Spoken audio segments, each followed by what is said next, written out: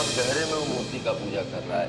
Comment किया कि आप इस्लाम के बारे में नहीं जानते हो, आप ये नहीं हो, आप वो नहीं हो, आप गलत कह रहे हो। पैगंबर मोहम्मद साहब के विचारों से सहमत हो, किसी भी तरह की आस्था है अगर आपको उसमें, बहुत गहरे अर्थों में वो भी मूर्ति पूजक बन गए। आपने क्या किया, उसको सीमित कर दिया। उसी पत्थर की जाके पूजा क्यों करते हो? कहेंगे कि इस्लाम ईश्वर के निराकार ईश्वर की पूजा करता है। इस्लाम धर्म ईश्वर के निराकार सत्ता में भरोसा करता है, लेकिन वो जानता नहीं है कि वो बहुत गहरे में साकार का पूजा कर रहा है, बहुत गहरे में वो मूर्ति का पूजा कर रहा है। जाता है मक्का में ना, पत्थर की पूजा करता है। मुझे बहुत सारे लोगों ने कमेंट किया कि आप इस्लाम के बारे में नहीं जानते हो, आप ये नहीं हो, आप वो नहीं हो, आप गलत कह रहे हो।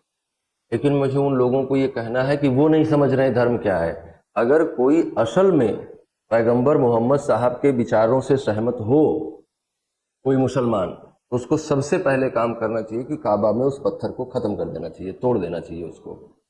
जो पैगंबर मोहम्मद साहब दुनिया भर में मूर्तियां तोड़ते हुए घूम रहे थे, मक्का में मूर्तियां तोड़ी, मस्जिद तोड़े, उनके अनुयायियों ने कितने मंदिर तोड़े, कितनी मूर्तियां तोड़ी, लेकिन एक मूर्ति बचा रखी है आपने ना, तो आप उसको कब तोड़ोगे? और जब तक आप उसको नहीं तोड़ देते हो, तब तक हम कैसे माने कि आप जो है मूर्ति पूजक नहीं हो?